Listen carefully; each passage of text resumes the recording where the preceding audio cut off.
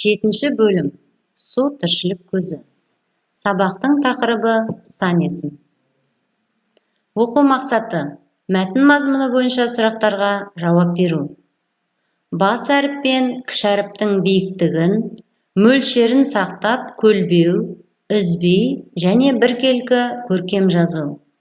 Сөйлемнен сан есімді табу. Балалар, есімізге түсірейік. Сан есім дара және күрделі болып екіге бөлінеді. Дара сан есім бір сөзден тұрады. Күрделі сан есім екі немесе одан да көп сөзден құралады.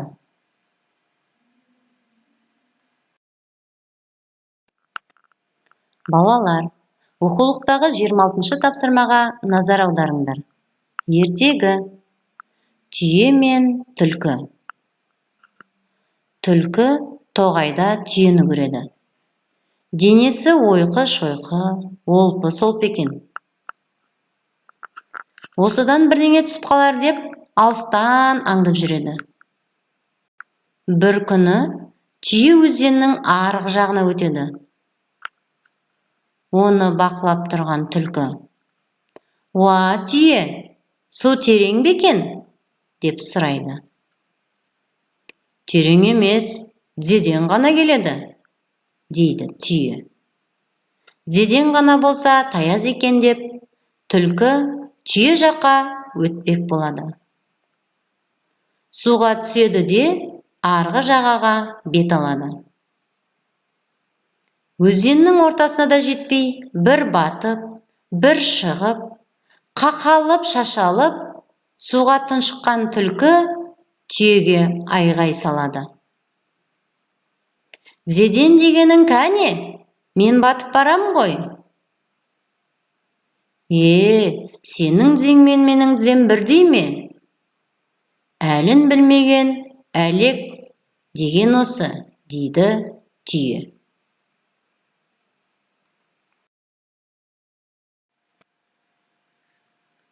Шындығын айтқан қайсысы? Түйе ме, түлкі ме? Қалай ойлайсыңдар? Дәлелдеп көр. Балалар, ертегідегі таяз сөзінің мағынасын білесіңдер ме? Таяз терең емес деген мағынаны білдіреді. Суретке назар аударыңдаршы. Түлкі жайлы тағы да қандай ертегі білесіңдер? Жарайсыңдар балалар. Түлкі мен тырна, түлкі мен тиын, түлкі мен қарға. 27-ші тапсырма. Жазылым. Мәтінді көркем жаз.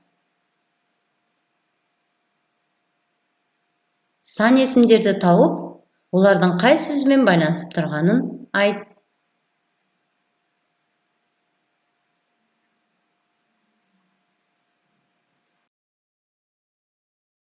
Оқулықтағы 28-ші тапсырмаға назар аудар. Жағдаятты оқып, сұрақтарға жауап бер. Ойлан, балалардың әрекеті қандай болмақ? Бұлақ көзінің бітеп қалуына кімдер кінәлі деп ойлайсыңдар?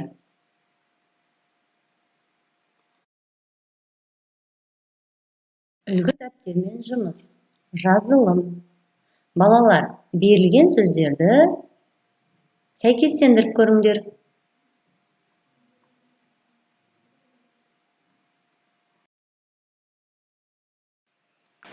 Кім жылдам? Байқайықшы.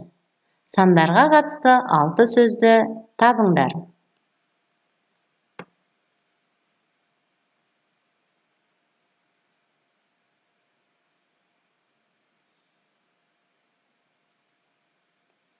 Жауапты тексерейік. 10, 5, 2, 3, 4, 1. Жарайсыңдар балалар. Сан есім. Сан есімдер Заттың санын анықтау дәрежесіне қарай мағыналық жағынан 6 түрге бөлінеді. Есептік, реттік сан есім, бөлшектік сан есімдер, жинақтық сан есім, топтау сан есім, болжалдық сан есімдер. Есептік сан есім заттың нақты дәл санын білдіреді. Болжалдық сан есім заттың санын дәл көрсетпей, болжалдап білдіреді. Бөлшектік сан есім математикалық ұғымына негізделген сөздер. Жинақтық сан есім заттың жинақталған санын білдіреді. Топтау сан есім мөлшерін топтап көрсететін сан есімдер. Реттік сан есім заттардың сандық ретін білдіреді. Есептік сан есім заттың нақты дәл санын білдіреді. Сұрағы қанша, неше. Есептік сан есім түбір сан мен есімнің өзінен болады. Мысалы, 5, 12, 24. Қарашы, мына алма ағашы гүл шоғы сияқты. Ой, керемет-ай! Алатаудың баурайы алмасымен бай ғой. Мынаны қара, тіпті бақша күтуші ағай алмаларды жинап қойыпты. Есіме түсті. Ертең қала күні. Алаңда алма көрмесі өтеді. Соған жинаған ғой. Ертең қала күні өткізілетін алаңға барайық. Жақсы. Ой, алмалардан не жасап қойғанын қара. Вау, керемет! Құс жасап қойыпты ғой. Қарашы, қанаттарын қызыл алмадан, ал тұмсығын жасыл алмадан жасапты. Осыны жасауға қанша алма кетті екен? Санап көрейік. 1, 2, 3, 4, 5. Есептік сан есімді қайталайтын болдық. Неге олай дейсің? Есептік сан есімнің қатысы қанша? Өзің ғой қанша, неше деп ылғи сан есімнің сұрақтарын қойып тұрған. Сенің не айтпағыңды енді түсіндім. Мен санай бастағанға сен есептік сан есімді есіңе түсірген екенсің ғой. Олай болса, қайталайық. Менің қолымда 1, 2, 3 алма тұр. Бұл есептік сан есімнің дара түрі болады. Құстың бір қанатында 57-ден астам алма санадым. 57 күрделі есептік сан есім. Есептік сан есімдер құрамына қарай дара, күрделі болып бөлінеді, және сан есімнің басқа түрлерін жасауға негіз болады. Дара есептік сан есімдерге 1-ден 10-ға дейінгі сандар, содан соң 100, 1000 сандары жатады.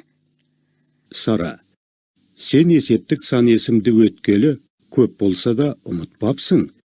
Біз жуықта ғана өттік.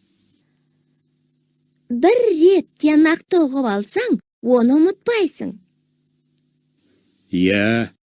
Есептік сан есім дегеніміз заттың нақты дәл санын білдіреді. Сұрағы қанша, неше. Есептік сан есім түбір сан есімнің өзінен болады. Жарайсың, Айдын. Алма. Үй тапсырмасы 29-шы жаттығу. Өлеңді көшіріп жазып, жауабын тап. Бүгінгі сабақ бойынша өз біліміңді бағалап көр.